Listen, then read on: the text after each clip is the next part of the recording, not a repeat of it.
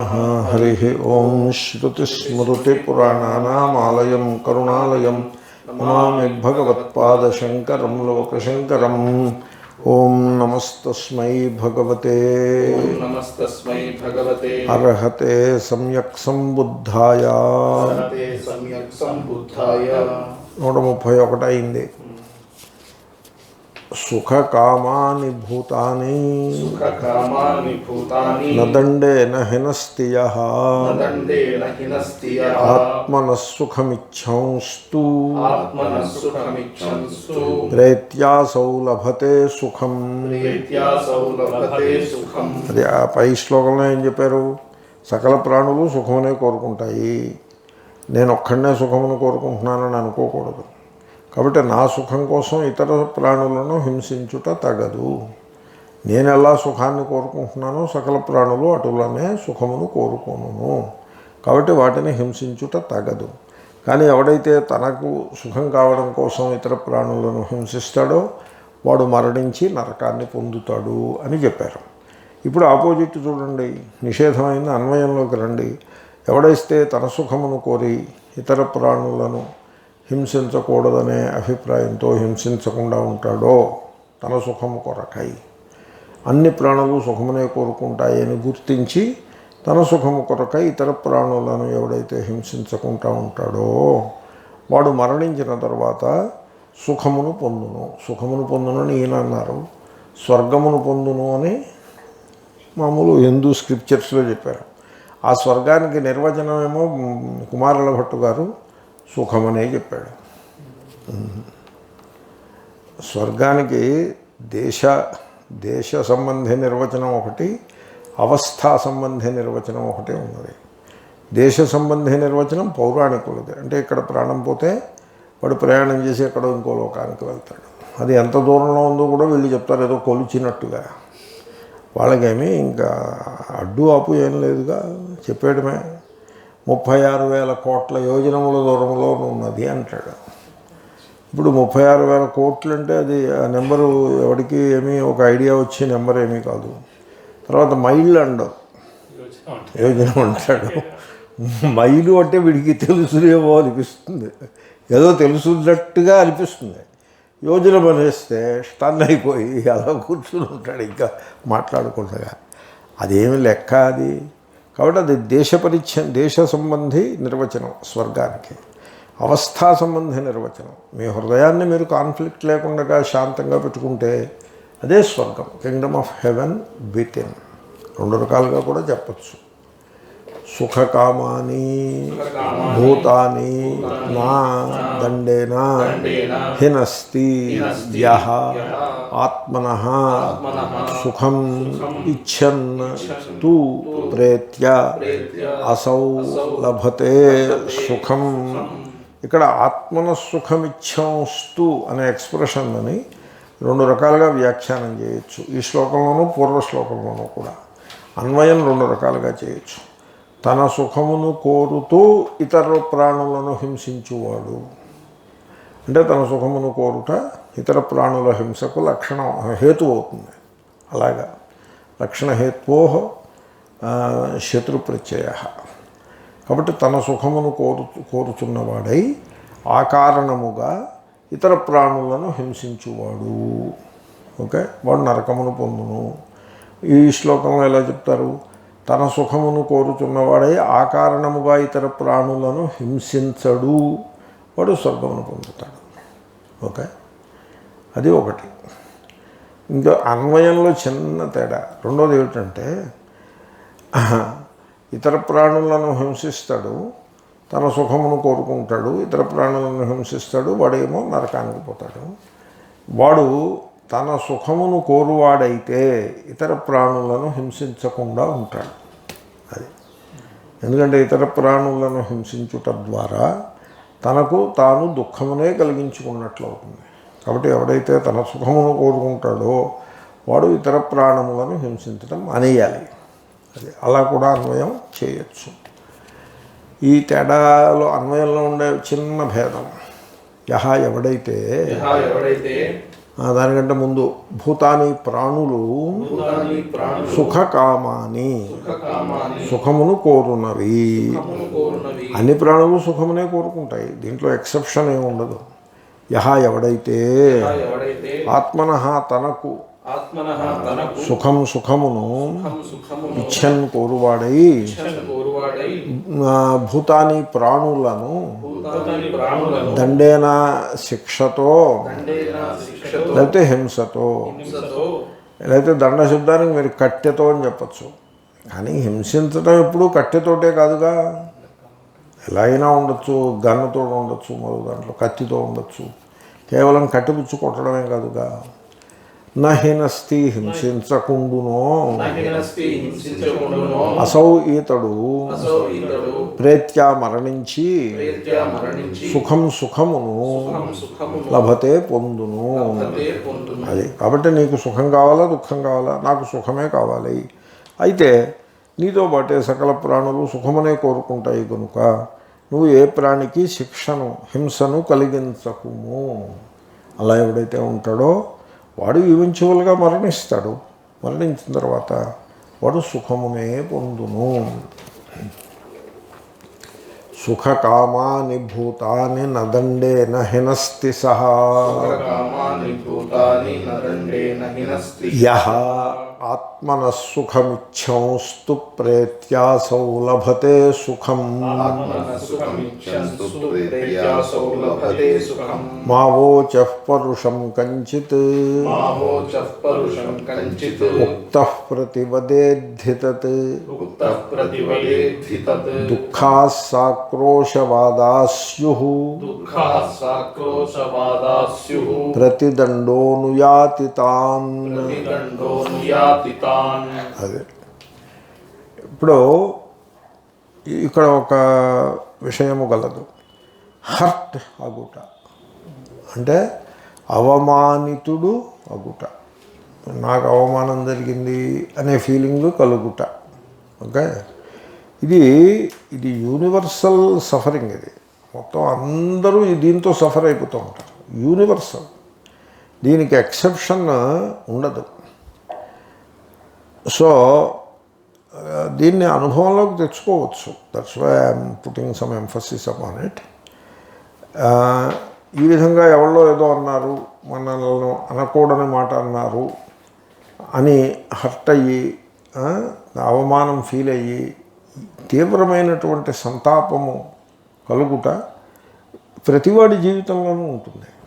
అది లేకుండా ఉండదు, ప్రతివాడి జీవితంలోనూ ఉంటుంది. నేను చూశాను, డివోర్స్ ఫైట్ చేస్తూ ఉంటారు. డివోర్స్ అంటే it is a very nasty thing. It is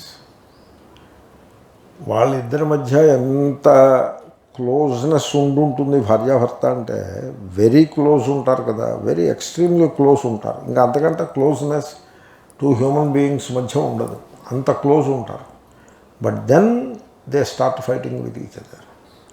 ఆ క్లోజ్నెస్ ఎంత ఇంటెన్స్ ఉండేదో ఇప్పుడు ఆ ద్వేషం సేమ్ ఇంటెన్సిటీకి వెళ్ళిపోతుంది. అదే మామూలుగా అన్నదమ్ములు ఆస్తి కోసం కొట్లాడుకున్నప్పుడు అంత ద్వేషం ఉండదు. భార్యాభర్తలు విడాకుల కోసం కొట్లాడుకునేప్పుడు ఉన్న ద్వేషము it is on the top. Politicians మధ్య కూడా అంత ద్వేషం ఉండదు. This is the top. ఇది నేను గమనించింది ఏంటంటే ఫైట్ అవుతూ ఉంటుంది. ఆ అమ్మాయి వీడి మీద ఆ కౌంటర్లో ఓ ఎలిగేషన్ వేస్తుంది. ఎలిగేషన్ వేయాలి కదా, మరి వాళ్ళు వేస్తారు. ఆ ఎలిగేషన్లో రూపాయిలో నయా పైసంత సత్యం ఉండదు. అట్టర్లీ ఫాల్స్ ఎలిగేషన్ ఒకటి వేస్తుంది. అంటే ఏంటి, వీడిని ఎంత లోతుగా మనం హర్ట్ చేయగలము అని ఆలోచించి ఓ ఎలిగేషన్ పారేస్తుంది కోర్టులో. వీడు నన్ను ఏదో ఫిజికల్గా హర్ట్ చేసాడో ఏదో పడేస్తుంది. వీడికి తెలుస్తూ ఉంటుంది ఏమిటి, తను ఆ పని చెయ్యలేదు అని తెలుస్తూ ఉంటుంది. తన మీద ఆమె ఇంతటి విద్వేషాన్ని ప్రదర్శిస్తోంది అని తెలుస్తూ ఉంటుంది. దానిని తలుచుకుని వీడు కుమిలిపోతాడు. నేను అడిగాను, why are you so hurt అంటే she says that ya what else you expect. You are not in good terms anymore. You are not even a wife and husband, living wife and husband కూడా కాదు. You are fighting a divorce case. And therefore ఆ అమ్మాయి ఉన్నవి 10 అయితే లేనివి 1:10 రేషియోలో కల్పించి counter వేస్తుంది. ఒకవేళ అమ్మాయిని వీటి లాయర్లు అడుగుతాడు, చెప్పమ్మా నువ్వు ఆయన మీద ఎన్ని కంప్లైంట్లు చెప్పగలవో చెప్పు అని చెప్పి అవన్నీ రాసుకుని ఇంకో 4-5 ఆయన యాడ్ చేస్తాడు. ఆయన అనుభవంతో యాడ్ చేసి 1:10 రేషియోలో కంప్లైంట్స్ని ఎలిగేషన్స్ని పెట్టి మంచి బలమైన కౌంటర్ ఒకటి పారేస్తుంది. That is how this game works. The game called divorce works that way. కాదండి నేను ఆమెను చాలా ప్రేమగా చూశానండి, ఆమె ఇంత మాట అంటున్నాను నన్ను అని హర్ట్ అవుతూ ఉంటాడు. ఏది while divorce is going on. నేనంటాను డివోర్స్ దాకా రాకుండా ఫ్యామిలీ లైఫ్లో ఉండగా ఇంత మాట అంటున్నాను నన్ను అనే హర్ట్ అవటంలో కొంత లాజిక్ ఏడిసిందయా. డివోర్స్ అవుతుంటే ఆవిడేదో అందని హర్ట్ అవటంలో there is not even logic అప్ప అని నేను నచ్చజెప్పి ప్రయత్నం చేస్తా. కాబట్టి ఇతరులు తనను అనకూడని మాటలు అన్నారు అనే కారణంగా మనిషి తీవ్రమైనటువంటి సంతాపమును పొందుట, ఇది మానవాళి ఎప్పుడు ప్రారంభమైందో అప్పటి నుంచి ఉంది. ఇది యూనివర్సల్, దీనికి ఎవరు ఎక్సెప్షన్ ఎవరు లేరు. There are no exceptions. రాముడు కూడా ఒకప్పుడు చాలా కఠినమైన పరిస్థితిలో ఉన్నప్పుడు కైకేయిని ఓసారి తిట్టుకుంటాడు. ఈ తల్లికి ఉన్న అసూయ మూలంగా కదా నాకు ఈ కష్టాలు వచ్చాయి అని ఓసారి అనుకుంటాడు. పైగా అంటాడు కూడా, కైకేయి నీ కోరిక తీరిందమ్మా, పోన్లే సంతోషం అని కూడా అంటాడు. అరణ్యకాండలో సీతాదేవిని అపహరించినప్పుడు బహుశా ఇందుకోసమే ఇలాంటిది ఏదో అవుతుందనే ఒక ఆశతోటే కైకేయి ఇక్కడికి పంపించుంటుంది మనల్ని. సరే ఆవిడ కోరిక తీరింది, ఇంకా మళ్ళీ నేను వెనక్కి వెళ్ళడం అనేది ఎలాగో ఉండదు, సీత లేకుండా నేను ఎలా వెళ్తాను అని పాపం ఫ్రస్ట్రేట్ అవుతాడు. అంటే కైకేయి తనకు అపకారం చేసిందని చిన్న sense of hurt you can see in Rama. రాముడికే ఉన్నప్పుడు ఇంకా ఇతర మానవుల గురించి చెప్పేదే ఉంది. So it is universal, it's a problem, you have to recognise it. Okay, then what is the solution? మీరు సొల్యూషన్ విషయంలో మీరు ఆలోచించండి, because this is the right place to discuss this. దీనికి సొల్యూషన్ ఏమిటి? చూడండి, నీతి వాక్యములు సొల్యూషన్ కాదేమో అని నాకు అనిపిస్తుంది. సుభాషిత శతకం చదివేసి ఎదరవాడు ఎన్ని తిట్టినా సరే మనల్ని తిట్టుటలేదో అని దులిపేసుకుని మనం శాంతముగా ఉండవలను, ఇది సుమతి అని ఉంటుంది పద్యం ఒకటి. ఆ పద్యం కంఠస్థ పట్టేసి దాన్ని 1-4 సార్లు గుర్తు చేసేసుకుంటే హర్ట్ అవ్వటం, ఆ సంతాపము, ఆ తాపము, ఆ దుఃఖము రాకుండా ఉంటుందా? No, it doesn't work. లేకపోతే పళ్ళు బిగబెట్టేసి నేను ఇంక పైన నన్ను ఎన్ని తిట్లు తిట్టినా నేను ఇలాగ శిలాప్రతిమవలే ఉండిపోతాను, నేను కదలను, మాట్లాడను, రిప్లై ఇవ్వను అని అలా బిగుసుకుపోయి కూర్చుంటే he may succeed in that. He may succeed. ఎదరవాడు తిట్టేసి వాడు దారిని వాడు వెళ్ళిపోతాడు, వీడు మాత్రం రిప్లై ఇవ్వకుండా ఉండిపోతాడు. కానీ లోపల కుతకుతలాడిపోతూ దుఃఖాన్ని అనుభవిస్తాడు. What is the solution? దీనికి సొల్యూషన్ ఏమిటి? ఇది బుద్ధిమంతులు ఆలోచించదగ్గ టాపిక్. ఇది దీనికి ఒకే ఒక సొల్యూషన్ ఉందని నా అభిప్రాయం. నేను ఆ సొల్యూషన్ చెప్తాను. ఇంకా మీకు మల్టిపుల్ సొల్యూషన్స్ ఉన్నట్లయితే you are welcome to tell them. But in my opinion నేను ఆల్రెడీ 2 సొల్యూషన్స్ సజెస్ట్ చేశాను. అవి సొల్యూషన్సే కావు, అవి they don't work. There is only one solution, probably you can give it a try. అదేమిటంటే, ఎదరవాడు మిమ్మల్ని అవమానం చేస్తున్నప్పుడు okay, you should be fully alert and listen to what he is saying. Fully alert.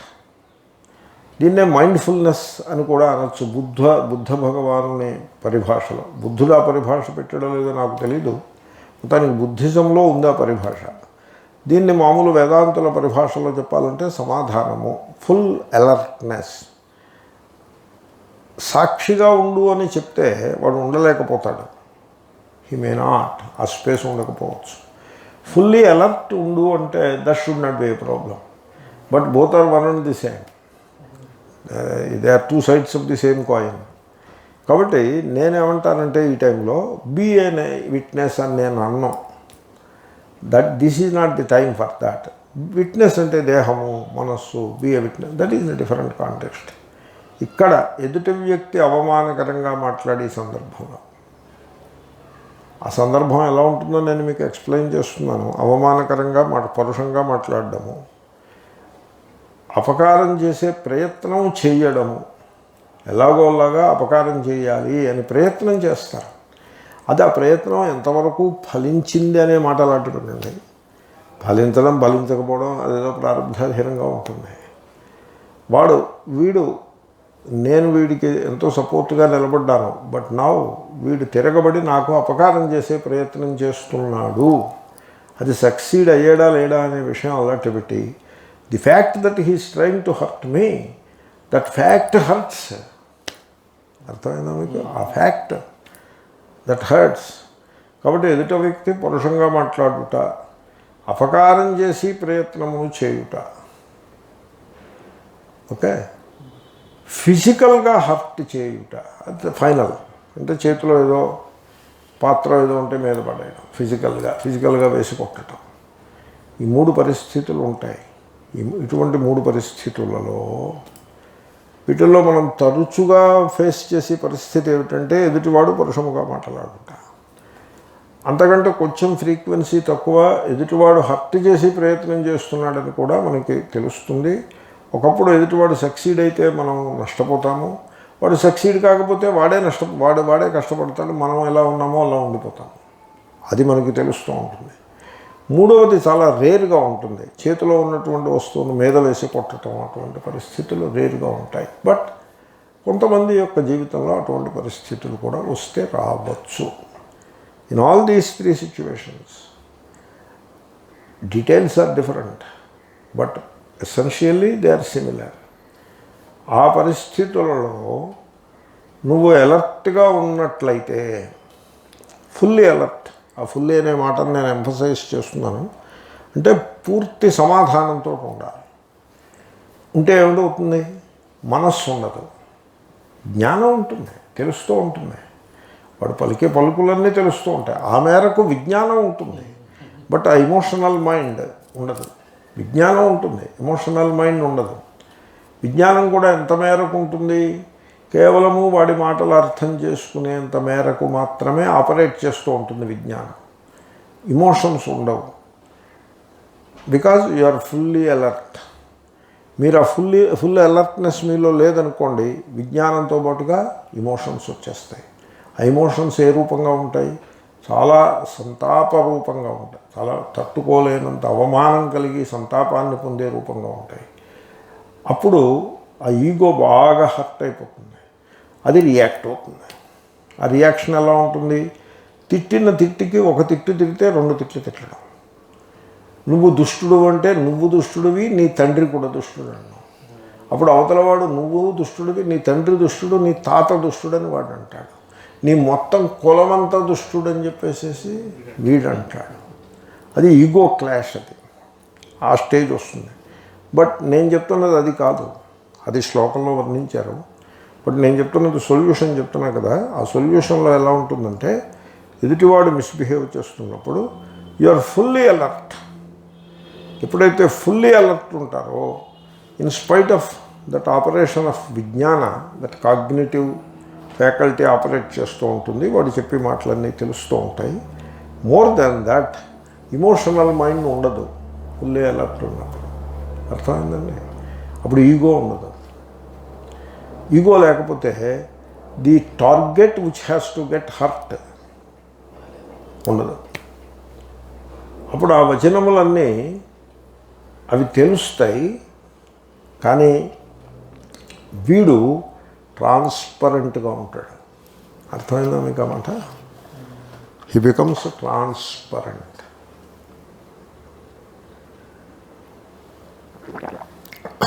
అంటే వాడు ఎన్ని తిట్టినా అన్నీ వీడికి తెలుస్తూ ఉంటాయి. వీడేమీ డమ్ గై కాదు, అన్నీ తెలుస్తూ ఉంటాయి.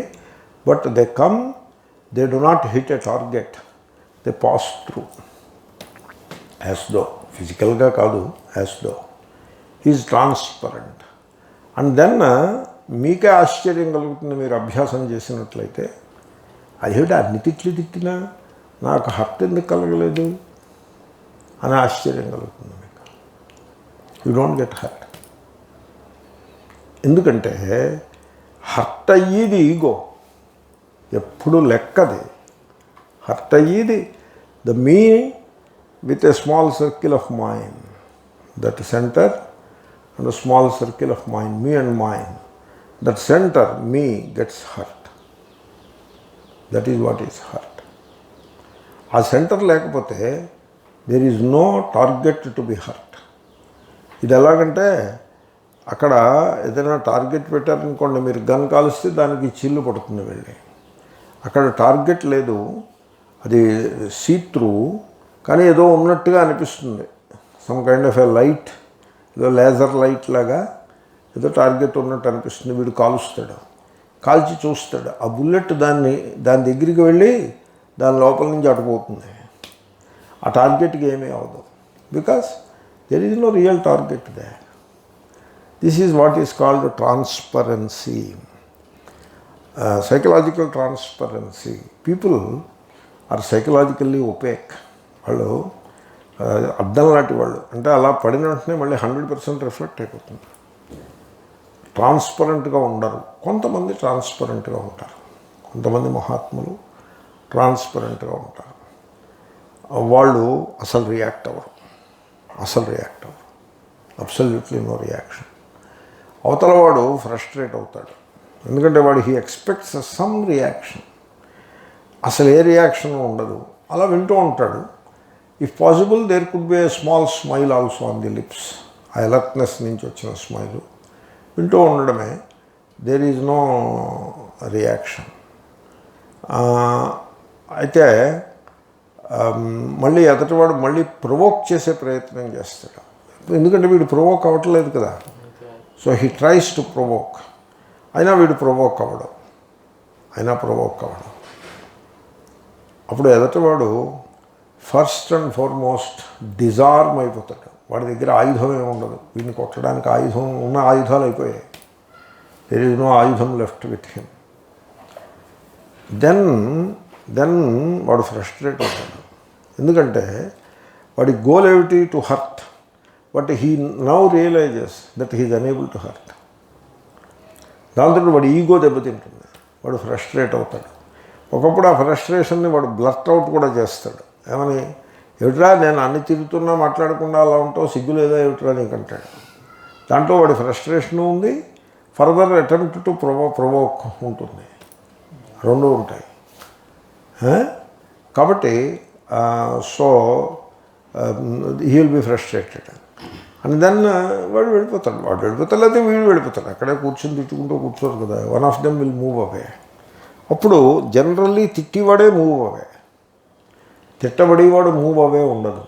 ఎందుకంటే మూవ్ అవే అయితే అది రియాక్షన్ కింద కనపడుతుంది. It should not be a reaction that I'm avoiding అన్నట్టుగా ఉండకూడదు. That is also a reaction. No, you stay there and be fully alert. See how long this will go on. It will go on for a few minutes and then it will come to an end. ఎందుకంటే fuel వేస్తుంటే మంట మండుతూ ఉంటుంది. ఎప్పుడైతే fuel వేయడానికి లేదో ఆ మంట దానంతటదే శమిస్తుంది, శాంతిస్తుంది. కాబట్టి వాడి గట్లో ఉన్నటువంటి ఆ పాయిజన్ అంతా బయటకు వచ్చేసిన తర్వాత వాడు వెళ్ళిపోతాడు. And this person remains where he is. Then they get separated. వాడు ఫీల్ అయిపోతాడు ఇంటికి వెళ్ళి. He may apologize also later, he may not, depends upon the context of the people. వాళ్ళ మధ్య నుండే వైరం మీద ఆధారపడి ఉంటుంది. అపాలజైజ్ చేయవచ్చు, లేకపోతే ఫర్దర్ ప్రొవోక్ చేసే ప్రయత్నం చేయవచ్చు, లేకపోతే one may keep entirely silent and just keep quiet, అలా ఉండవచ్చు. This is called victory. Rabindranath Tagore ఓ మాట రాశారు, when others speak ill of your good they violate your sensibilities. ఆయన వర్డ్స్ ఎంత గుర్తుంటే అంత చెప్పే ప్రయత్నం చేస్తున్నాను నేను గీతాంజలిలో. They they say bad things against you, you accept all that without reacting with an inner smile అంటాడు ఆయన. అవుట్ సైడ్ స్మైల్ అనవసరం. అవుట్ సైడ్ స్మైల్ అంటే వాడిని పాడు మళ్ళీ ప్రొవోక్ అవుతాడు, అదేదో it looks like a reaction. With an inner smile. Out side కూడా చిన్న స్మైల్ ఉంటే ఉండొచ్చు, but you don't laugh. With an inner smile you endure all that, that is victory అని చెప్తాడు ఆయన. విక్టరీ అన్నదాన్ని రాసుకుంటాం. And when you know that a person is trying to hurt you, he is talking ill against you in your absence, and he is plotting things against you, and he comes across you, yet you do not ill-treat him. You just remain friendly with him, all the time maintaining an inner smile. That is victory. అంటే ఇలాగ ఉన్నాయి, 5-6 ఉన్నాయి. That is victory అనే పేరుతోటి Rabindranath Tagore poem నా దగ్గర ఉంది, ఎక్కడో ఉంది. I could pick up also maybe by tomorrow I will pick up. అది విక్టరీ. అది అభ్యాసం చేయగలిగితే చాలా గొప్పగా ఉంటుంది. నేను అది ప్రింటౌట్ తీసి that is victory by Rabindranath Tagore printout తీసి అక్కడ నా కంప్యూటర్ టేబుల్ గోడ మీద అతికించి పెట్టా. ఎప్పుడైనా మన మనస్సుకి ఫ్రస్ట్రేషన్ అనిపిస్తే అది చదువుకోవడం. అది శ్లోకం. ఓకే, మీకు ఆ శ్లోకం యొక్క పూర్వరంగం అంతా చెప్పారు. మా వోచ. ఈ మా వచ్చిందంటే అడాగమం మిస్ అయిపోతుంది. అవోచ, అది అవోచలో ఆపోయిందనమాట. పరుషం కంచిత్ ఉక్తః ప్రతివదేత్ హి తత్ దుఃఖాః సాక్రోశవాదాః స్యుః ప్రతిదండః అనుయాతి తాన్. కంచిత్ ఒకానొక పరుషం పరుషవాక్యమును ఉక్తః పలుకబడిన వాడవై మా వోచః సమాధానమును చెప్పకు, ఉత్తరమును ఈయకుము. ఉత్తరం అంటే ప్రత్యుత్తరం. వాడేదో పరుషంగా ఏదో అన్నాడు, నువ్వు దానికి రిప్లై ఇవ్వకు, నువ్వు క్వైట్గా ఉండు. సపోజ్ రిప్లై ఇచ్చేవనుకో, తత్ ఆ ప్రత్యుత్తరమును ప్రతివదేత్ హి నిశ్చయముగా ప్రతివదేత్ తిరిగి ప్రత్యుత్తరమును ఇచ్చును. సపోజ్ నువ్వు ఈ సలహా పాటించి క్వైట్గా ఉండు. సపోజ్ నువ్వు ఈ సలహా పాటించలేదనుకో, ఏదైనా మాట్లాడేవనుకో, వాడు అడిగిన దానికి నువ్వు ఏదో రిప్లై ఇచ్చావనుకో, అప్పుడు దానికి వాడు డబుల్ రిప్లై వాడిస్తాడు. నువ్వు దొంగ అంటే నువ్వు దొంగ, నీ తండ్రి దొంగ అంటాడు. అప్పుడు వీడేమనాలి, నువ్వు దొంగ, నీ తండ్రి దొంగ, నీ తాత దొంగ అని వీడంటాడు. అంటే వాడు నీ వంశం అంతా, మీ గోత్రం ఏమిటి చెప్పు, మీ గోత్రం ఏ గోత్రం మీది? భారద్వాజ శివత. భారద్వాజుడి దగ్గర నుంచి ఈనాటి దాకా మీ వంశం అంతా కూడా దొంగలని చెప్తాడు వాడు. కాబట్టి అలాగే ఇచ్చాడు ట్రాన్స్లేషన్, అలాగే ఇచ్చాడు. దానికి ప్రతివదనం ఉంటుంది. మీరు వదనం అంటే పలుకుట, రిప్లై ఇస్తే దాన్ని ఉద్దేశించి వాడు ప్రతివదనం ఉంటుంది. మీరు రిప్లై ఇవ్వకపోతే ప్రతివదనము అంటే ఆపోజిట్ కౌంటర్ ఉండదు. దుఃఖాః దుఃఖములు, సాక్రోశవాదాః తిట్టుట, తిరిగి తిట్టుట అను వాటితో కూడి ఉన్నవి స్యుః అగుచున్నవి. దుఃఖం అనేది ఎప్పుడు వస్తుందంటే మనిషి జీవితంలో ఒకడు తిడతాడు, నువ్వు తిరిగి తిడతావు, అప్పుడు మళ్ళీ వాడు తిడతాడు, నువ్వు మళ్ళీ తిరిగి తిడతావు. ఇప్పుడే దుఃఖం ఉంటుంది. నేను ఒకటి చూశాను, ఒక ఆయన్ని తిట్టారు, ఆయన ఏం మాట్లాడలేదు. ఆయన హర్ట్ అయ్యాడో తెలీదు, లేకపోతే జ్ఞానియో తెలియదు. పెద్ద చదువుకున్నవాడు ఏమీ కాదు, పల్లెటూరు వాడు, మంచివాడు, సత్పురుషుడు ఆయన. అంత మటుకు నేను ఎరుగును. పర్సనల్గా తెలుసున్నది తక్కువే. ఏ కొద్దీ తెలుసునా నాకేమనిపించిందంటే ఈయన సజ్జనుడు అని అనిపించింది. మంచివాడు, సజ్జనుడు, ఉన్నంతలో కొద్దిగా సంపన్నుడు కూడా, ఒక్క పిసరు సంపన్నుడు, ఒక్క పిసరు. అప్పర్ మిడిల్ క్లాస్, మిగతా వాళ్ళందరూ middle class, lower middle class, అయితే ఆయన అప్పర్ మిడిల్ క్లాసు. తన పని తను చూసుకునేవాడు, ఎదరవాళ్ళలో ఎవరితోటి తల దూర్చేవాడు కాదు, తన జీవితం తాను జీవించేవాడు. He has no pretensions about himself. చాలా సింపుల్గా ఉండేవాడు మనిషి పల్లెటూళ్ళలో. ఒక ఆయన పెద్ద పండితుడు, ఏదో పెద్ద పొజిషన్లో కూడా ఉన్నాడు, ఇతను వ్యవసాయదారు. ఆయన్ని తిట్టాడు, ఏవేవో అన్నాడు. ఆయన ఏం మాట్లాడలేదు. He did not reply. ఈయనకి తిట్టి ఆయనకి నోరు నొప్పి పుడుతుందిగా, ఇంక తిట్టడం మానేసి తన దారిని తాను పోయాడు. ఆయన ఏమీ రిప్లై ఇవ్వలేదు. ముఖంలో కవళికలో కూడా మార్పు ఏమీ లేదు. ఎలా ఉన్నాడో అలాగే ఉండిపోయాడు. ఆయన తర్వాత పోయారు. ఈయన తిట్టిన ఆయన పోయారు, తిట్టబడ్డ ఆయన పోయారు. ఆయన బాధపడ్డా లేదా అనేది ఎవళ్ళకి ఇంతవరకు తెలియదు. కానీ ఒకటి మాత్రం నేను ఎరుగుదును, ఈ తిట్టిన ఆయన మాత్రం కుమిలిపోయాడు. This I know. నాకు తెలుసు, దృష్టాంతం చెప్పాను మీకు. కాబట్టి దుఃఖా సాక్రోశవాదాస్యు. ఆక్రోశ అంటే తిట్టడం, వాద అంటే ప్రతివాద. ఆ తిట్టిన దానికి మళ్ళీ తిరిగి తిట్టడం, అలాంటి సందర్భం, మళ్ళీ తిట్టడం, అలాంటి సందర్భంలోనే దుఃఖాలు ఉంటాయి. మీకు ఆక్రోశానికి ప్రతివాదము లేదనుకోండి, దుఃఖమే ఉండదు. నాకు అనిపిస్తుంది, తిట్టబడినవాడు మౌనంగా ఉండిపోతే వాడికి ఏ దుఃఖము ఉండదు, వాడు శాంతముగా ఉంటాడు, వాడు మహాపురుషుడని నాకు అనిపిస్తుంది. It looks like that.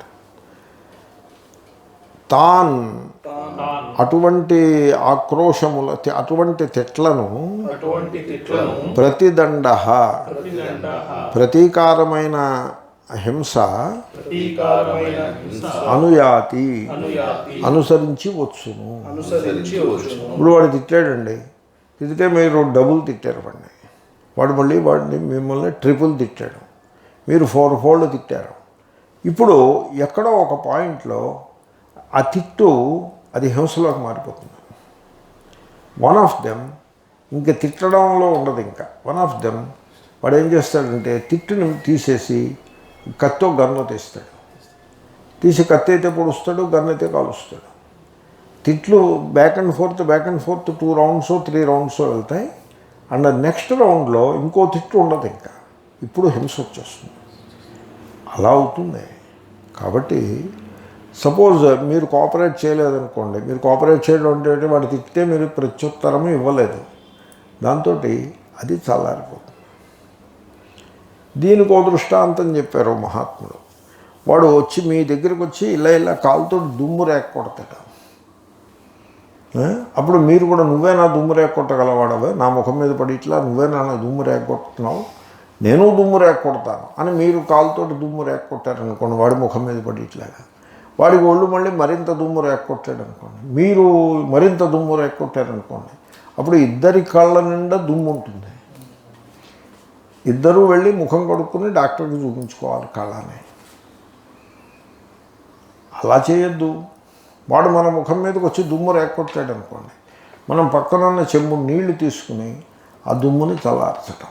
నీళ్లు చల్లితే దుమ్ము ఏమవుతుంది? చల్లారుతుంది. ఇంకా లేవదు కూడా. దాంతో మీకు దుఃఖమునకు తావు ఉండదు అని చెప్పారు. అని ఇది మహాత్ములు ఇలా చెప్తారు. ఈ మధ్యకాలంలో ఒక సమ్ కైండ్ ఈ ఇంటర్నెట్ ప్రభావం, ఈ సోషల్ మీడియా ప్రభావంతో వాడు ఒకటి తిడతాడు, ఎవరినో తిడతాడు. సపోజ్ మీకు కర్ణాటక మ్యూజిక్ అంటే చాలా ప్రీతి అనుకోండి, వాడు కర్ణాటక మ్యూజిక్ ఐసా చల్తా రహతా హై ఇస్మే కోయి మజా నహీ అనేదో రాస్తాడు. అంటే వీడికి కడుపు మండిపోతుంది. వీడు వాడిని తిడుతో, వాడు ఇష్టపడే మ్యూజిక్ని తిడుతో 4 రాస్తాడు. వాడు పాప్ మ్యూజిక్ ఇష్టపడ్డాడు అనుకోండి, 4 రాస్తాడు. దీంట్లో కర్ణాటక మ్యూజిక్ తక్కువది కాదు, పాప్ మ్యూజిక్ చెడిపోయింది లేదు. దేనికుండి ప్రత్యేకత దానికి ఉంటుంది. కానీ వాడు వీడు ఇది ఈగో క్లాష్ కింద తయారవుతుంది. అప్పుడు వాడు రాసిన దానికి వీడు రాస్తాడు, వీడు రాసిన దానికి వాడు రాస్తాడు. ఇలాగ ఒకళ్ళనొకళ్ళు తిట్టుకుంటారు. ఈ తిట్లన్నీ పోగేసి మరొకళ్ళు చూస్తూ ఉంటారు. సోషల్ మీడియాలో ఒకళ్ళనొకళ్ళు కొట్టుకోవడం ఉండదు. అది సోషల్ మీడియా యొక్క లక్షణం. ఫైనల్గా మీరు ఈ తిట్టడం దాంట్లో అది ఒక లెవెల్ దాటి అది డిఫమేషన్ కేసు వేయడానికి అవకాశం ఉన్నది. తర్వాత అమెరికాలో అయితే సైబర్ బుల్లీయింగ్ అనే ఒక కేసు ఉంది. It is a criminal thing. Cyber bullying అంటే మీరు ఎలక్ట్రానికల్గా ఈ సోషల్ మీడియాలో ఒక మనిషిని కనుక మీరు బద్నాం చేయుట, వాడి డిఫేమ్ చేయుట, వాడి మీద లేనిపోని అపవాదములను కల్పించి వ్రాయుట చేసినట్లయితే, వాడు పోలీస్ స్టేషన్లో కంప్లైంట్ ఇచ్చినట్లయితే లీగల్ యాక్షన్ తీసుకోవడానికి అవకాశం ఉంటుంది. అక్కడ లీగల్ యాక్షన్ అంటే క్విక్గా ఉంటుంది. ఇమీడియట్గా మీరు ఎప్పుడైతే కంప్లైంట్ ఇస్తారో ఇమీడియట్గా ఆ కంప్లైంట్ లిస్ట్లో ఇట్ విల్ బి లిస్టెడ్. ఆ పోలీసు, నేను చూశాను ఇటువంటిది, ఆ పోలీసు స్టేషన్ ఉంటుంది, వాళ్ళు చాలా అడ్వాన్స్డ్గా ఉంటాయి పోలీస్ స్టేషన్స్ అక్కడ. అది 4-5 డిటెక్టివ్స్ ఉంటారు. కేసులు 15-20 కేసులు ఉంటాయి. సొసైటీ పెద్ద కన్ఫరంటేషనల్గా ఉండదు, అంచేత కేసుల సంఖ్య లోడ్ తక్కువ ఉంటుంది. అలా కేసు రాగానే వితిన్ 1 వీక్ అది ఒక డిటెక్టివ్కి ఇంట్రెస్ట్ అవుతుంది ఆ కేసు.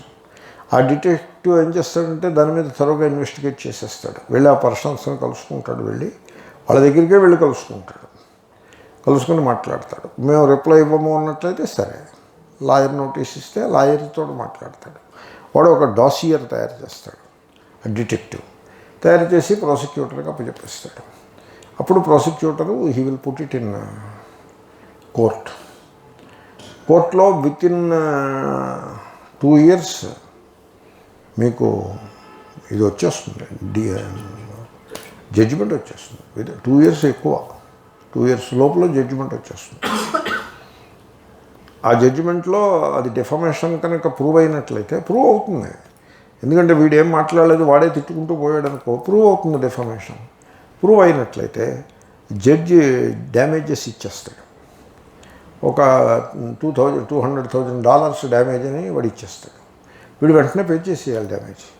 పే చేయకపోతే వీడి ఆస్తిని డిగ్రీ వేసేసి వేలంపాట వేసేసి ఆ వచ్చిన డబ్బులు వీడికి ఇచ్చేస్తాడు. దెబ్బ అయిపోతాడు. ఇక్కడ ఇండియాలో మీకు డిఫమేషన్ గురించి అసలు భయమే లేదు, అసలు లాసే లేవు. లాస్ ఉన్నా మీరు డిఫమేషన్కి ఇక్కడ ముషీరాబాద్ కేసు వెళ్ళి వాడు నన్ను డిఫేమ్ చేస్తున్నాడని ఆ పోలీస్ స్టేషన్కి వెళ్ళి కేసు పెట్టారనుకోండి, అసలు వాడు ఎఫ్ఐఆర్ఏ బుక్ చేయడు. వాడు మీరు ఏదో వాడు వెంటబడి వాడికి కొంచెం లంచం ఏదో ఇచ్చి ఎఫ్ఐఆర్ బుక్ చేశారనుకోండి, వాడి దగ్గర మీకు ఈ విషయం తెలుసా, ముషీరాబాద్ పోలీస్ స్టేషన్లో 36,744 ఎఫ్ఐఆర్లు పెండింగ్లో ఉన్నాయి. ఇది 36,745వ ఎఫ్ఐఆర్ అవుతుంది. దాన్ని ఎవడూ దాంట్లో కూడా ఉంటుంది. There it goes. కోర్టుకు వెళ్ళదు అసలు. ఒకవేళ కోర్టుకు వెళ్ళినా అక్కడ 20 ఏళ్ల తర్వాత జడ్జిమెంట్, అసలు హీరింగులు ఉండవు, ఏమీ ఉండదు. Nothing will happen. మీకు కొంచెం చేతి చమురు వదులుతుంది, ఆ పోలీసులకి లాయర్లకి కొంత డబ్బులు వదులుతాయి, అంతకుమించి ఏమీ అవ్వదు. అంచేతనే ఇక్కడ people take law in to their hands. Lynching ఏదో చేసి పారేస్తారు, రోడ్డు మీద కొట్టేసేసి వెళ్ళిపోతారు. ఎందుకంటే పోలీసు కేసు ఇదేం తెలియదు కాదు. అక్కడ అలా కాదు, అక్కడ చాలా లిటిగెంట్ సొసైటీ. డిఫమేషన్ అది వచ్చిందంటే చాలా ట్రబుల్ అయిపోతుంది. అంచేతన అది రాకుండా చూసుకోవాలి. One should be very cautious.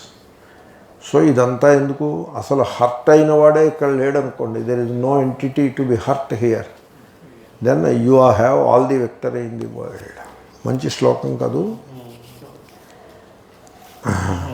మావోచః పరుషం కంచిత్ మావోచః పరుషం కంచిత్ ఉక్తః ప్రతివదేద్ధి తత్ ఉక్తః ప్రతివదేద్ధి తత్ దుఃఖాః సాక్రోశవాదాః స్యుః దుఃఖాః సాక్రోశవాదాః స్యుః ప్రతిదండోనుయాతి తాన్ ప్రతిదండోనుయాతి తాన్ ఆత్మానం చేత్ స్థిరం కుర్యాః ఆత్మానం చేత్ స్థిరం కుర్యాః యథా కాంస్యమపాకృతం యథా కాంస్యమపాకృతం ఏష ప్రాప్తోసి నిర్వాణం ఏష ప్రాప్తోసి నిర్వాణం సంరంభస్తేన విద్యతే.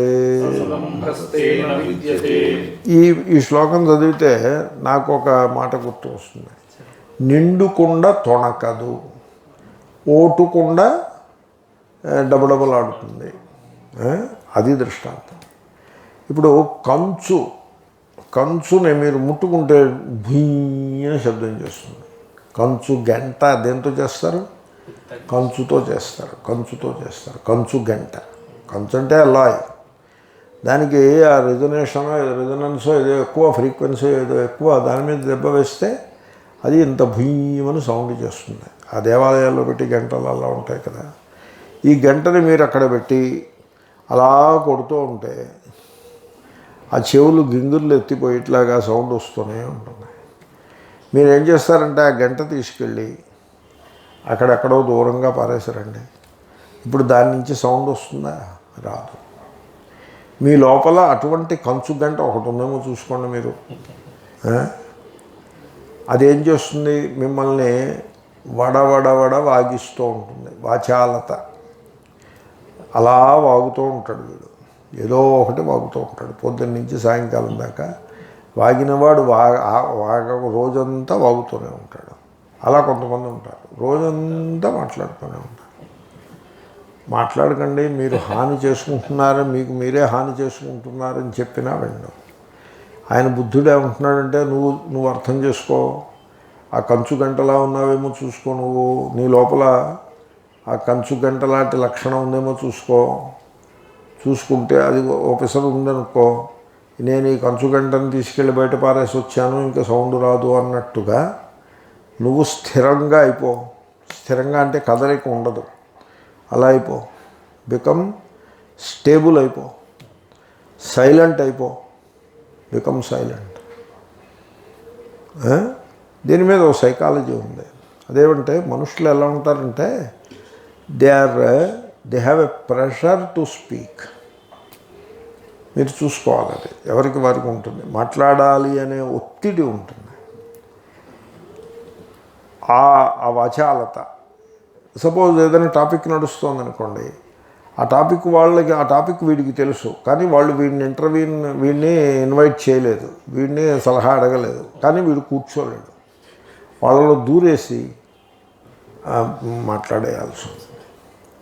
దీనికి మృచ్ఛకటిక నాటకంలో దృష్టాంతం చెప్తారు. పేకాట ఆడుతూ ఉంటారు. ఆడుతూ ఉంటే వాడు ఓడిపోతాడు.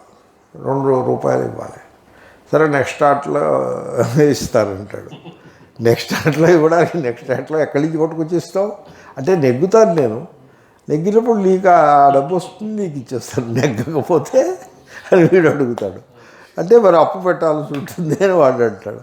ఈ రకంగా కొంత దెబ్బలాట అవుతుంది. దెబ్బలాట అయితే వాడు పారిపోతాడు.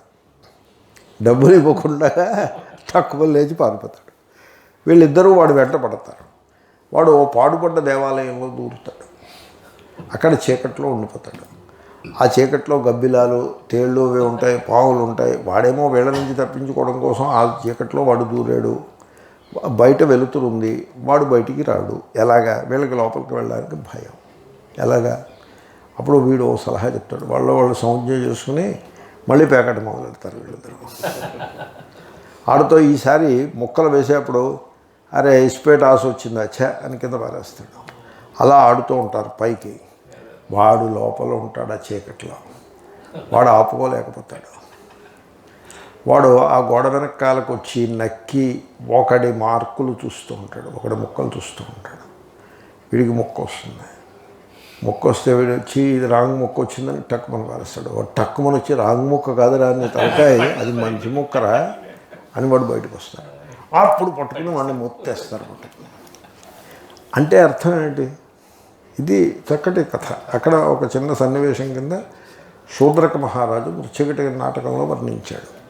అక్కడ వాడి లోపల ఒక వాచాలత, ఒక చాంచల్యము కలదు, ఒక ప్రెషరు కలదు. అలా లోపల ప్రెషర్ కుక్కర్లో స్టీము బయటికి వెళ్ళే అవకాశం లేనప్పుడు ఏం చేస్తుంది, అలా తిరిగేస్తూ ఉంటుంది. సేఫ్టీ వాల్ ఓపెన్ చేస్తే బయటికి పోతుంది. అలాగ వాడు లోపల అలా గింగిర్లు తిరిగేస్తూ ఉంటుంది. వాక్కు మాటలు అలా గింగిర్లు తిరిగేస్తూ ఉంటాయి. అవకాశం వచ్చిన వెంటనే వడవడ వాగేస్తూ ఉంటాడు. నువ్వు చూసుకో, నీ పరిస్థితిని నువ్వు చూసుకో.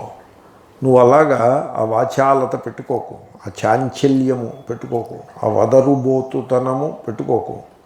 నువ్వు కంచు గంటలా ఉండకు. అక్కడెక్కడో దూరంగా ఎవళ్ళు ముట్టుకోని విధంగా, ఎవళ్ళు టచ్ చేయని విధంగా పారేసి వచ్చిన కంచు గంటలా అయిపో. అంటే ఎవళ్ళు నిన్ను టచ్ చేయలేరు, నీ నుండి ఆ వదరుబోతుతనాన్ని పైకి తీసుకురాలేరు. అలా అయిపో. నువ్వు స్థిరంగా అయిపో. స్థిరంగా అయిపోతే ఇంక నో ఫ్రీక్వెన్సీ. గంట స్థిరంగా ఉండదు, దాంట్లో వేళ్లాడుతూ ఉంటుంది. అందు గురించి సౌండ్ వస్తుంది. నువ్వు అలా వేళ్లాడేది ఏం పెట్టుకోకు, స్థిరంగా అయిపోతే ఇంకా నీలో ఉన్నటువంటి వాచాలత లేకుండా పోతుంది. అప్పుడు ఏమవుతుంది, నీకు మోక్షం వస్తుంది. జీవితంలో ఒడుదుడుకులు, ఉద్రేకములు, ఉద్వేగములు, హడావిడి ఇవేమీ నీకు ఉండవు. అది ఉపదేశం. నీకు మోక్షం వస్తుంది అంటాడు. పీస్ అండ్ సైలెన్స్లో నీకు మోక్షం వస్తుందని చెప్పి సలహా చెప్తాడు. అంటే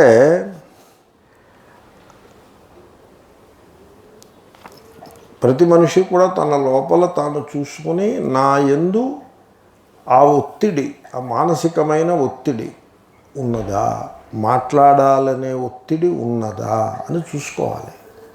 నా మటుక్కి నేను చూసుకున్నప్పుడు ఒకప్పుడు ఉండేది అని నాకు అనిపించింది. ఒకప్పుడు ఒత్తిడి ఉండేది. ఆ ఒత్తిడి కారణంగా ఏదో మాట జారడము, ఏదో మాట అనడము, తప్పు మాట కాకపోవచ్చు, మంచి మాటే కావచ్చు, కానీ మనల్ని ఎవరో అడగలేదు, అన్సొలిసిటెడ్ అడ్వైజ్ ఇవ్వటము, మనల్ని ఇన్వైట్ చేయకపోయినా మనమేమో తగుదునమ్మా అంటూ ప్రవేశించి మన అభిప్రాయాన్ని అక్కడ చొప్పించటము, ఇటువంటి లక్షణం ఏదైనా ఉంటే వయస్సును బట్టి ఉంటే ఉండొచ్చు, చిన్న వయస్సును బట్టి ఉండొచ్చు. అనుభవం ఉన్నవాళ్ళు అలా ఉండరు. ఒకవేళ అటువంటి లక్షణం ఉన్నట్లయితే మనిషి తనలో తాను చూసుకుని తన మనస్సును చూసుకోవాలి. ఈ మనస్సుకి constant thinking, constantly speaking and constantly doing something or the other, ఈ లక్షణము ఉన్నదా చూసుకోవాలి. ఉంటుంది. నేను చాలామందిని చూశాను అలాగా. కొంతమంది సన్యాసులు కూడా అలా ఉంటారు. వాళ్ళు రోజంతా ఏదో మాట్లాడుతూనే ఉంటారు, ఏదో చేస్తూనే ఉంటారు, లేకపోతే ఏదో ఆయనక పని కాని పని ఏదో చేస్తారు, లేకపోతే ఏదో మనస్సులో ఉద్వేగంతో అలాగా మల్లగుల్లాలు పడుతూ ఉంటారు. శాంతం అనేది ఎరుగరు. అలా ఉండొద్దోయ్, అలా ఉండకు. నువ్వు శాంతమును అలవరుచుకో. ఎలా అలవరుచుకుంటారు? ఆ మనస్సులో ఉండేటువంటి ఆ లక్షణాన్ని వాచ్ చేస్తే అది క్రమంగా న్యూట్రలైజ్ అయిపోతుంది. అయిపోయి నీలో నీకు ఒక స్టెబిలిటీ నిర్మాణం అవుతుంది. స్థైర్యం అంటారు. స్టేబుల్గా ఉండాలి. అంటే వాగుడు ఈజ్ నాట్ ఎ స్టెబిలిటీ. వాగుడు అంటే ఏమిటి? మనస్సులో చలనము, మనస్సులో కల్లోలము, దాని నుంచి వాక్కు అలా వస్తుంది కదా. కాబట్టి అది అన్స్టేబుల్ మైండ్ వాగ్రూపంగా వదరుబోతుతనంగా ప్రకటమవుతుంది. కాబట్టి నువ్వు ఆ లక్షణాన్ని పరిశీలించి చూసుకో. ఉంటుంది నీలో కొద్దో గొప్ప, దాన్ని వాచ్ చేసుకుంటే when you are aware of it పోతుంది అది. అప్పుడు నీకు స్థైర్యం వచ్చేస్తుంది. నువ్వు ఆ స్థైర్యంలో నిలబడిపో. ఎప్పుడైతే మనస్సు స్థిరమైపోతుందో, థాట్లెస్ స్టేట్కి వెళ్ళిపోతుందో, అప్పుడు నీకు మోక్షం వచ్చేస్తుంది అంటున్నాడు ఆయన.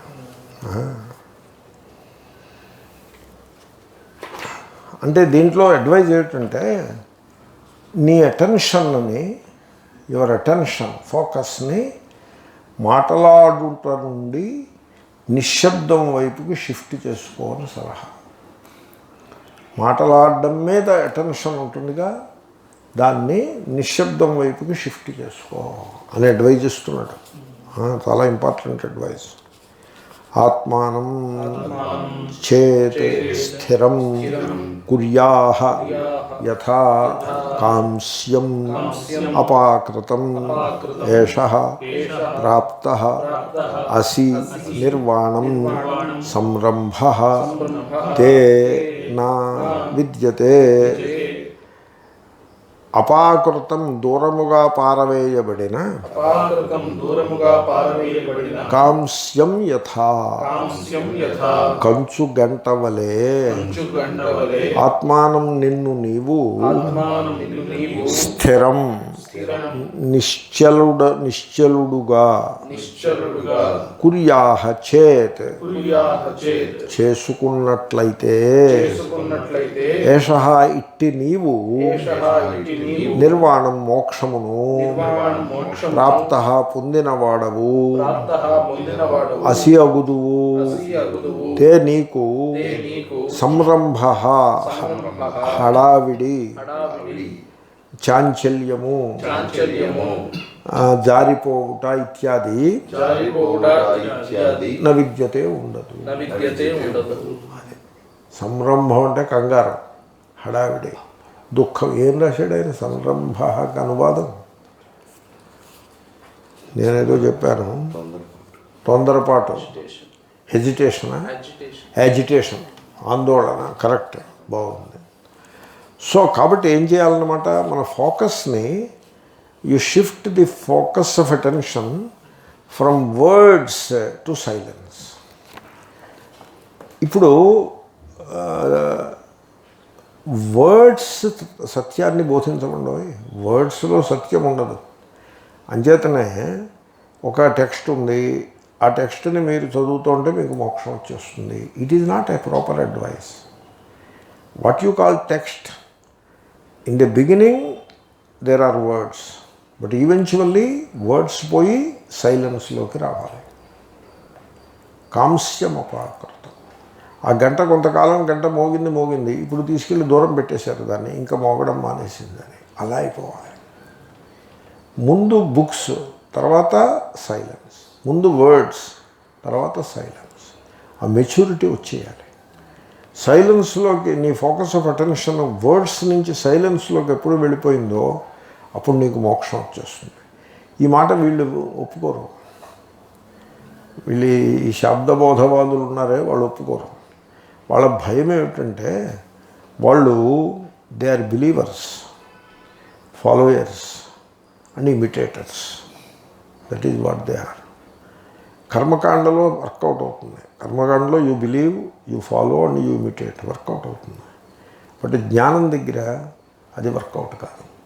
సో వాళ్ళు ఏం చేస్తారు, తత్వమసి ఉంది కదా, దే బిలీవ్ ఇన్ తత్వమసి, they try to believe in తత్వమసి, దే ట్రై టు ఫాలో తత్వమసి as it is explained by సమాచార్య. సో అలాగని దాన్ని ఒక బిలీఫ్ సిస్టంలో పెడతారు. అది మహావాక్యం, తత్వమసి మహావాక్యం. అదేమో ఏ ఉపనిషత్తు, సామవేదోపనిషత్తు. మేము సామవేదీయులము కాబట్టి మా మహావాక్యం, దాని మీద సెంటిమెంటు. అహం బ్రహ్మాస్మి మీది, తత్వమసి మాది, ప్రజ్ఞానం బ్రహ్మ వాళ్ళది, మరి వాళ్ళది వాళ్ళకేమీ లేదు. ఇలాగ దాన్ని ఆ శబ్ద మహావాక్య పాలిటిక్స్లో ప్రవేశపెడతారు. వాళ్ళకు ఉన్నది ఆ శబ్దమే తప్ప ఇంకేముండదు. ఆ తత్వమసి, ప్రజ్ఞానం బ్రహ్మ, ప్రజ్ఞానం బ్రహ్మ, ప్రజ్ఞానం బ్రహ్మ, ప్రజ్ఞానం బ్రహ్మ అని జపం చేసుకోవటం, ఇలాంటివి ఏవో చేస్తూ ఉంటారు. They believe in the word, they follow the word, they imitate the earlier people. That is what they are. వాళ్ళ సారం అంతే. దాంతో వాళ్ళకి ఆ వర్డ్ నువ్వు తీసేసావనుకో, దే బికమ్ ఎడ్యుటేటెడ్. ఆ వర్డ్ ఉండాలి వాళ్ళకి. ఒక వర్డ్ ఉంటే 10 వర్డ్స్ ఉంటాయి, 100 వర్డ్స్ ఉంటాయి, అలాగ పోతూ ఉంటుంది. అలాగ కంచు గంటలాగా మోగుతూ ఉంటారు వాళ్ళు. అలా వద్దు. కంచు మ్రోగున్నట్లు కనకంబు మ్రోగునా, అలా వద్దు. ఈ కంచు గంటను తీసి అవతల పారాయి. Shift your focus of attention from words to silence. అప్పుడు ఏమవుతుంది, అసలు మోక్షం అలా వచ్చేస్తుంది. ఇన్ సైలెన్స్, ఆ నిశ్శబ్దము, దట్ బికమ్స్ శాంతి, peace and then you grow. మీ లోపల ఒక గ్రోత్ తయారవుతుంది, ఒక పరిపక్వత వచ్చేస్తుంది. మీరు క్వైట్గా ఉండండి, మీ పని మీరు చేసుకోండి, మీ కర్తవ్య కర్మను మీరు చేసుకోండి, మీరు క్వైట్గా ఉండండి. You work in the world. మీరు ప్రపంచంలో వర్క్ చేసుకోండి. ప్రపంచం బయట ఇంకెక్కడ ఉంటారు, ఎక్కడికి వెళ్తారు? బట్ లోపల ఇన్వర్డ్లీ కీప్ క్వైట్. అప్పుడు సర్వము మీకు వస్తుంది, లభిస్తుంది. మోక్షంతో సహా సర్వము మీకు లభిస్తుంది. మీరు ఈ రియలైజేషన్ కోసమని, for realization don't depend upon the outer. Like what? Don't depend upon karma. Karma will not give you realization. You work only for the sake of maintaining the body in this world. అలాగా clarity, ఆ స్థైర్యంలో పడిపోవాలి. కాబట్టి తర్వాత word is not the thing. వస్తువు, ఒక పదము, అది తత్వం కాదు. పదము తత్వాన్ని సూచించగలుగుతుందే తప్ప అదే స్వయముగా తత్వము కాదు. కాబట్టి టు బిగిన్ విత్ పదములు, తర్వాత నిశ్శబ్దము. ఆ ధోరణి అలవాటు చేసుకోవాలి. అప్పుడు ఏమవుతుందో తెలుసిన? అప్పుడు ఏమవుతుందంటే నీకు మోక్షం వచ్చేస్తుంది. తర్వాత ప్రపంచంలో బ్రతికినంతకాలం మనం పని చేయాలి. ఈ పని వల్ల, ఈ చేసే పని వల్ల నాకు బెనిఫిట్ ఏమి ఉండదు అని తెలుసుకోవాలి.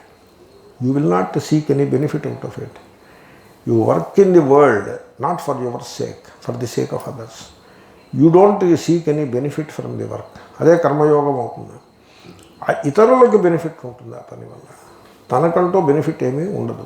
కాబట్టి ఆ రకంగా వర్క్ చేసుకో. నీ లోపల క్వైట్గా ఉండిపో. అప్పుడు ఆ సైలెన్స్లో, ఆ నిశ్శబ్దంలో నీ మోక్షం, నీ స్వరూపం నీకు అనుభవానికి వచ్చి నీవు మోక్షాన్ని పొందుతావు. అప్పుడు నీకు ఈ సంసార చింత, ఆందోళన, భయము ఇవన్నీ కూడా దూరమైపోతాయి అని గొప్ప సందేశం. ఆత్మానం చేత్ స్థిరం కుర్యాః, ఆత్మానం చేత్ స్థిరం కుర్యాః, యథా కాంస్యమపాకృతం, యథా కాంస్యమపాకృతం, ఏష ప్రాప్తోసి నిర్వాణం, ఏష ప్రాప్తోసి నిర్వాణం, సంరంభస్తేన విద్యతే. బ్రహ్మస్తేన విద్యతే. రేపటికి మీరు ఆలోచనలో పెట్టుకోవచ్చు. యథా దండేన గోపాలః, యథా దండేన గోపాలః, గాః ప్రాపయతి గోచరం, గాః ప్రాపయతి గోచరం, ఏవం జరా చ మృత్యుశ్చ ఏవం జరా చ మృత్యుశ్చ నుదత్యాయుశ్శరీరిణాం దద్యాయుశ్శరీరిణాం. అని కొంత వైరాగ్యం కోసం ఆయన ఏదో మరో టాపిక్ గురించి చెప్తున్నాడు. ఓకే, చాలా మంచి విషయాలు వచ్చాయి ఈవేళ. ఓం పూర్ణమదః పూర్ణమిదం పూర్ణాత్ పూర్ణముదచ్యతే పూర్ణస్య పూర్ణమాదాయ పూర్ణమేవావశిష్యతే. ఓం శాంతి శాంతి శాంతి.